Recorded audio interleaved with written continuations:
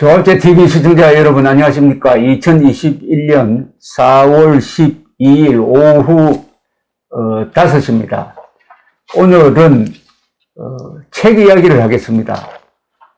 조갑제닷컴에서 아주 흥미로운 책이 하나 나왔는데 제 왼쪽에 계시는 이 김장실 전 문화부 차관께서 쓰셨습니다.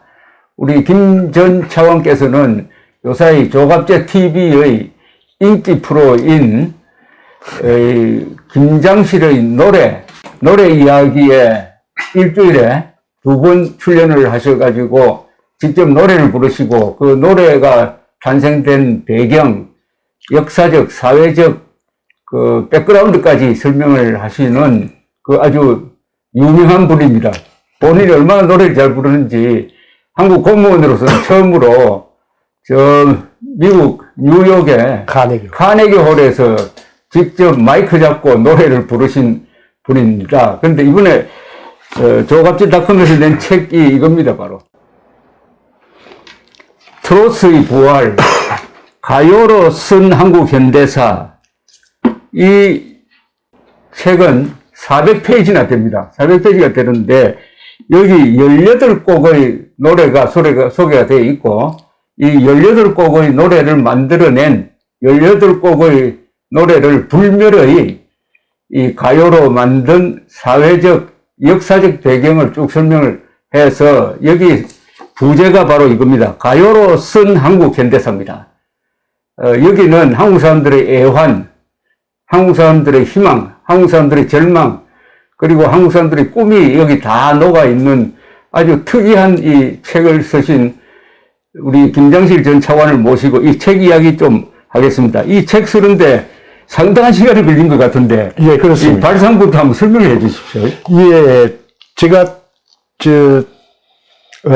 행정고 시대에 가지고 문화체육부에 근무를 하다가, 전두환 대통령 시기하고 노태우 대통령 시기에 청와대 근무를 하다가 다시 국비로 유학을 가가지고 미국 하와이 대학 정치학과에 박사과정 유학을 했었는데 그때 우연한 계기에 미국 사람들을 상대로 한국 걸 얘기를 좀 해달라고 했습니다. 사실은 미국은 백악관 근무하는 사람을 굉장히 높이 칩니다. 제가 그 한국에서 청와대 프레지던셜 오피스에서 근무했다니까 그것도 과장급으로 근무를 하고 하니까 뭐 한국에 가서 얘기를 해보라는데 이미 그때는 하와이 대학에 이스트 웨스트 센터도 있고 하와이 대학도 있다 보니까 제가 있을 때 한국에 총리가 5명이나 와 있었고 장관 지낸 분, 국회의원 지낸 분 너무 많이 와 있어가지고 다들 한마디씩 하고 가기 때문에 정치나 경제 얘기를 하면은 이미 제가 덧붙일 것도 없고 해서 뭘 하나 고민을 하다가 야, 이거 한국 문화, 특히 한국 가요를 얘기하면 안 되겠나. 예, 뭐 그리 생각해가지고 이제 깨를 낸 게 인기 있는 한국 가요가 아무래도 시대 정신을 반영하고 그 시대 정신이라는 게 막 정치 사회적으로 큰 사건하고 연계가 아니겠나 싶어가지고 그렇게 해서 강의를 했는데 정말 박수 많이 받았습니다. 예, 그 길로부터 시작된 게 이 책으로 나왔습니다. 근데 이 400페이지나 쓰실 정도의 연구를 하셨으면은 예, 이 유행가를 만들어낸 당시의 사회 풍속도라고 그럴까요? 예, 그렇습니다. 그걸 연구를 하셨을 텐데 그 연구는 또 별도의 장르 아닙니까? 노래 잘 부르는 거는 관계없이. 예, 그렇습니다. 그래서 이제 92년 7월 달에 이제 박사학위를 받고 귀국해가지고 잊어버리고 있다가 제가 이제 그 김대중 노무현 정부 당시에는 조금 처지가 불운해가지고 예. 집에서 쉬거나 아니면은 뭐 좀 산하기관에 가 있거나 교육을 가거나 하는데 예. 이렇게 시간이 많을 때 뭔가 내가 하고 싶은 걸 해야지 싶어가지고 그러다가 옛날 하와이 대학에 강의했던 생각이 나서 그때부터 한국 역사 공부를 별도로 하기 시작했습니다. 예. 그러면서 또 한국 가요사 공부도 하고 그렇게 해가 국회도서관, 국립중앙도서관 저런 데서 자료를 찾고 하면서 이제 슬슬 공부를 해가지고 그러니까 이제 급기야는 이 부분에 이름이 좀 알려지기 시작하니까 예술의 전당 사장 할 때부터는 강의를 엄청 많이 다녔습니다. 그렇군요. 예. 그러니까 문화부 차관 하시면서 또 예술국장 하셨죠? 예, 그렇습니다. 예, 그리고 2002년 뭡니까? 월드컵 때 예술국장 하셨어요? 예, 그때 예술국장 그 했습니다. 개막식. 예, 개막식에 예, 관여하셨네. 예, 그렇습니다. 예. 그리고 뭐 예술의 전당 사장을 하시니까 이제는 직접적으로 이 예술인들과 예, 접촉이 좀 있으니까 자료 수집도 쉬웠겠습니다. 예, 그렇습니다. 뭐 아무래도 자료로 읽는 것보다도 그분들한테 얘기를 직접 듣는 게 참 도움이 됐어요. 무엇보다도 이런 책을 쓰려면은 노래를 좋아를 해야 됩니다. 맞습니다. 노래를 하지 않으면은 이 몸 좀 쑤시고 해가지고 그러니까 이 흥이 넘치는 분 아닙니까, 그죠? 김장실. 예, 제가 조금 그런 편입니다. 이게 어떻게 지금도 60 넘었죠? 예, 60 넘었어요. 60 넘어서도 이렇게 노래를 좋아하는 출생과 성장 배경이 좀 설명이 돼야 되겠습니다. 예, 그렇습니다. 저희 그 친할머니께서 굉장히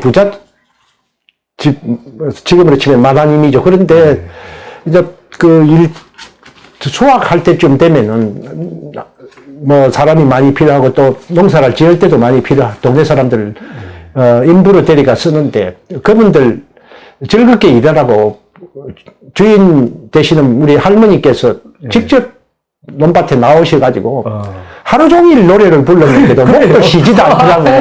야, 예, 그러시더라고 우리 아버지께서 말씀하시더라고. 그래서 그런지 저희 사남 일녀 중에 사형제가 다 노래를 좋아했습니다. 예. 그러니까 고향이 경남 남해입니다. 예, 남해 상주 해수욕장인데. 그런데 뭐 남해도 크니까 바다 안 보이는 데도 있는데 거기 딱 바다가 보이는 데죠. 예, 그 해수욕장에 이제 여객선이 왔다 갔다 하면서 노래를 크게 확성기를 통해서 틀어놓는데 그 노래를 많이 따라 부르면서 여행가를 자연스럽게 읽었어요. 이 바닷가에서 이 마이크를 통해서 뭐 이렇게 노래를 틀어놓으면은 이 바다 해면과 이렇게 에코 현상이 있어가지고 그거 듣는 게 남다릅니다. 그죠? 예, 그렇습니다. 막 또 파도가 넘실대고 배가 왔다 갔다 하는 그곳에서 그 노래를 확성기를 통해서 틀어놓은 노래를 듣다 보면은 절로 흥이 납니다. 예. 그때부터 벌써 이 노래에 대한 감수성이 생기시고 또 노래를 직접 부르고 예. 그러니까 우리나라 유명한 가수, 작곡가, 작사가 다 공통적으로 바다에 가까운 데 사시는 분 또는 강이 있는 맞습니다. 거기서 태어나시는 분이 많고 예. 특히 부산 경남 지역에 작곡가, 작사가, 가수가 아주 집중적으로 배출되었는데 그런 배경을 갖고 있네요. 예, 그렇습니다. 아무래도 자연이 사람을 만드는 것 같습니다. 예. 그런데 우리 김정실 전 차관 하면은 흔히 공무원 중에서 노래 제일 잘 부르는 분이다. 그걸 증명하는 게 2015년에 카네기홀에서 마이크를 잡고 노래 불렀다 이겁니다. 그렇습니다. 그 카네기홀에는 요새는 달라졌지만 옛날에는 이 팝 가수가 잘 쓸 수도 없는 데라고요. 그렇습니다. 팝 가수조차도 쓸 수가 없었습니다. 그런데 그 이야기부터 좀. 예, 그런데 참 그것도 우연입니다. 제가 국회의원, 지역구 의원 되겠다고 부산에 내려가서 선거운동을 2014년 11월 말부터 열심히 하고 있는데, 지역 방송국인 KNN이라고 있습니다. 예, 있죠. 예, 거기서, 출연을 좀 해달라고 해서 주제를 뭘 할까요? 하니까 노래를 잘 부른다는 얘기를 듣고 부산가 대중가요를 가지고 출연을 좀 해달라고 해서 그래서 가서 노래를 부르고 부산에 왜 경남에 뛰어난 가수와 작곡가와 작사가들이 많은지를 이제 설명을 하면서 노래 세 곡을 불렀는데 첫째가 동백아가씨, 둘째가 해운대 엘레지, 셋째가 돌아와요 부산항을 불렀는데 시청률이 엄청 좋았습니다. 예. 그리고 대담을 같이 하던 남녀 어나운서와 기자가 야 좋다면서 그중에 특히 어나운서는 선하예고와 이화여대 성악가 출신인데 정말 좋다면서 자기 선하예고 동기가 줄리아드를 졸업해가지고 거기에서 첼로를 전공한 사람이 기획자가 있는데 연락을 해서 이걸 그냥 미국으로 갖고 가야 되겠다고 그랬더니 한 3개월 후에 연락이 왔어요. 그 사람이 한국에 왔는데 오디션을 보라고. 그래서 해운대에서 밥을 먹으면서 이제 그 한국의 유명한 노래와 그 노래가 탄생한 시대 배경과 역사적 사건들을 얘기하면서 불렀더니 바로 이겁니다 하면서 그래가지고 내보고 관련 자료를 주락해서 자료를 줬더니 그래 이제 카네기홀 심사위원회에서 다 통과가 돼가지고 대단하네. 예 그렇게 해서 2015년 11월 4일 날 밤 8시부터 2시간 공연을 했어요. 2시간 대단하십니다. 그 굉장히. 자, 그럼 이 책 이야기부터 하겠습니다. 예. 책 이야기, 우선 책을 좀 소개해 주십시오. 예. 예, 그래서 이제,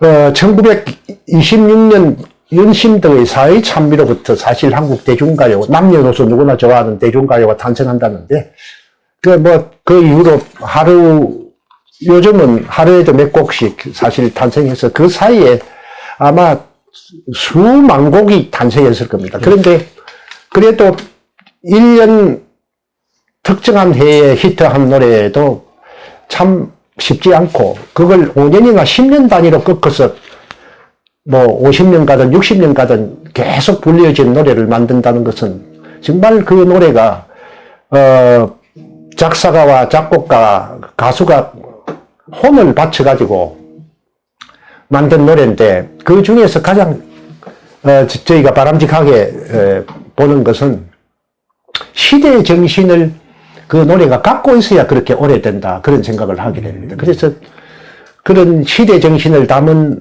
노래를 5년이나 10년 단위로 꺾어가지고 한 곡씩 정해가지고 그 노래가 어떤 정치적 사회적 맥락 하에서 만들어졌는지 그러면 그런 노래를 만들었던 작사가와 작곡가와 가수와 음반 제작자와 팬들 사이에 있었던 연예사적 에피소드를 동시에 살펴보면서 했습니다. 그러니까 뭐 가요로선 한국 근현대사입니다. 예, 그러니까 이게 여기 18개 노래 뽑았는데 제일 오래된 노래가 황성의 터. 예. 1920년대에 나온 거죠. 예, 그렇습니다. 제일 마지막이 신사동 그 사람. 88년, 1980년대니까 예. 60년을 대표하는 노래입니다. 그죠? 예. 20년대부터 1980년대니까 여기서는 예, 그러네. 예. 60년이 한국 현대사 60년이 이렇게 예. 커버되고 있는데 예. 기준이 이겁니다. 그죠? 한 시대 정신을 담은 유행가. 예, 그렇습니다. 예, 그래서 뽑았는데 좀 한번 소개해 주시죠. 이 18개. 예, 우선은 항성예트 같으면은 이거 나라 이런 민족의 슬픔을 드러낸 노래들이 20년대, 30년대 쫙 많이 나왔는데 나라 이런 슬픔을 드러낸 가장 대표적인 노래가 항성예트입니다. 뭐 정말 그 일제시대뿐만 아니라 그 이후에도 많이들 좋아했습니다. 우리 돌아가신 박정희 대통령께서 이 노래 참 많이 불렀다고 합니다. 두 번째, 1930년대가 되면은 한국 사람들이 만주로 많이 진출하는데, 만주 진출하니까 우리 그 가요계 인사들도, 수레악극단을 만들어가지고 조선팔도 외에도 만주로 많이 갔는데, 그때 만주에 1945년까지 한 200만 정도 가 있었습니다. 그래서 만주로 많이 가 있는 사람들, 한인들이 많이 진출한 그 당시의 풍경, 그때 봤던 우리 조선인들의 삶, 이런 걸 잘 드러낸 노래가 꽃마차입니다. 진박남 씨 노래입니다.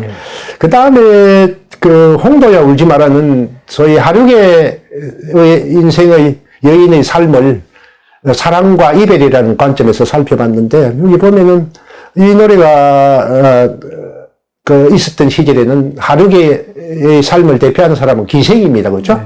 예, 그래서 그 홍도야 울지 마라는 이 연극이 엄청 히트했는데 그 주제곡이 바로 이 노래입니다. 그러니까 화류계에서 몸을 담았지만은 사실 진실한 사랑을 진실하게 살아라 이 말입니다. 예, 진실한 사랑을 꿈꾸는데 그게 잘 안 이루어집니다. 요 세 노래가 일제시대 노래입니다. 그죠? 그죠? 예, 그렇습니다. 그러고 이제 뭐 1940년대가 되면은 일제가 온갖 그 지배하려고 지랄을 떨다가 결국 1945년에 이제 해방이 되는데, 해방을 하니까 얼마나 기쁩니까? 그 기쁨을 드러낸 노래가 대표적인 게 기국성입니다. 예.